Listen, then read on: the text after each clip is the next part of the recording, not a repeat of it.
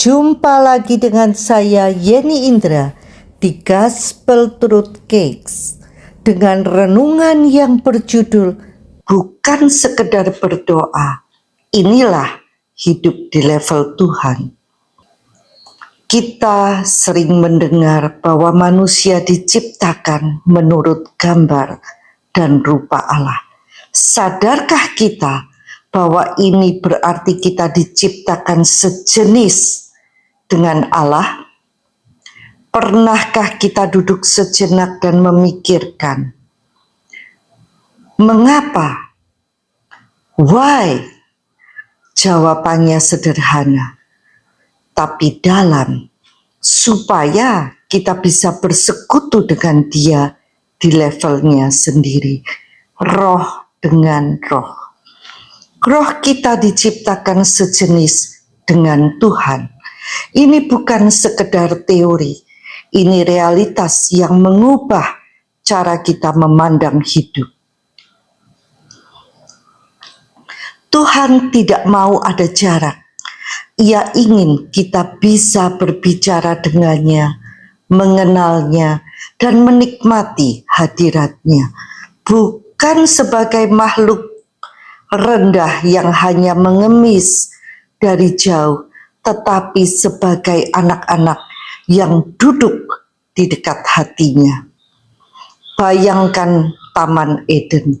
Alkitab mencatat, pada waktu hari sejuk, Tuhan datang dan bercakap-cakap dengan Adam dan Hawa. Indah sekali, bukan? Tetapi ada sesuatu yang lebih dahsyat terjadi setelah Yesus datang. Kita hidup di era yang lebih mulia. Kita tidak perlu menunggu Tuhan turun untuk berjalan bersama kita. Melalui karya Kristus, kita diangkat, dibangkitkan, dan didudukan bersama Dia. Kita dibawa naik ke levelnya. Yesus adalah kepala dan kita adalah tubuhnya. Kepala dan tubuh Kristus selalu menyatu. Inilah inti hidup kekal, yaitu mengenal Dia, satu-satunya Allah yang benar, dan mengenal Yesus Kristus yang telah Dia utus. Dari pengenalan itulah mengalir segala sesuatu yang kita butuhkan. Bukankah itu luar biasa? Betapa sering kita sibuk mengejar berkat, padahal sumber berkat itu ada dalam persekutuan dengan Tuhan. Segala jawaban hidup ada di satu tempat, mengenal Dia. Ketika kita mengenal Dia, damai sejahtera menggantikan kegelisahan, arahan menggantikan kebingungan, sukacita menggantikan kepahitan, penyediaan menggantikan kekurangan. Seringkali kita berpikir hidup ini rumit, padahal rahasianya sederhana, dekat dengan Tuhan. Tidak heran Paulus berkata, yang ku kehendaki hanyalah mengenal Dia. Itu tujuan tertinggi. Berjalan dan hidup dalam persekutuan yang berkesinambungan, tak terputus dengannya, seperti menghirup udara. Kita hidup dalam hadiratnya setiap detik. Hubungan ini bukan sekedar doa 5 menit di pagi hari. Ini gaya hidup. Berbicara dengan Tuhan di dapur, di jalan, di ruang kerja, berjalan bersamanya di dalam pikiran kita, sadar akan Dia setiap saat, mengalir dengan Roh Kudus di tengah kesibukan sehari-hari.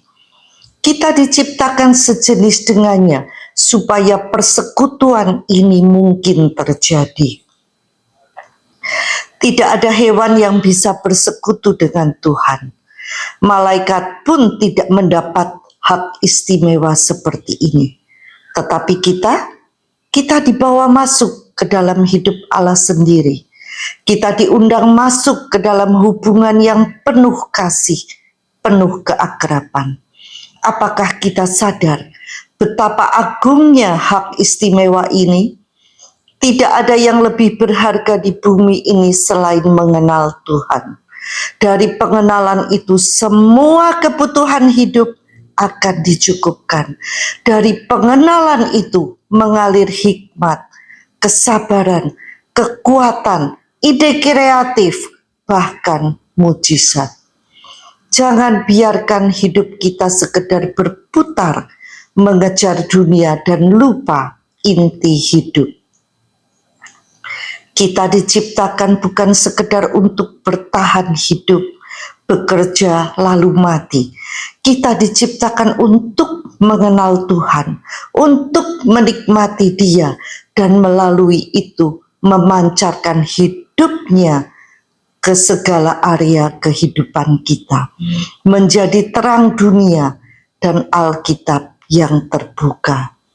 Jadi, marilah kita belajar menjadikan satu hal ini sebagai pusat kehidupan kita, mengenal Dia.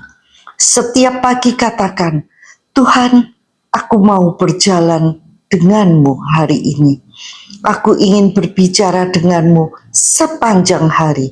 Ajari aku untuk peka akan hadiratmu. Saat kita hidup dalam persekutuan yang hidup dengan Tuhan, mata air surgawi akan mengaliri setiap bidang hidup kita. Dan kita akan menemukan ternyata semua yang kita butuhkan sudah ada di dalam Dia. There is not in the world a kind of life more sweet and delightful than that a continual of conversation with God. Quote dari Brother Lawrence. Tidak ada kehidupan yang lebih manis dan menyenangkan di dunia ini selain hidup dalam percakapan terus-menerus dengan Tuhan. Sampai jumpa di episode berikutnya bersama Yeni Indra di Gospel Truth Cakes. Tuhan Yesus memberkati.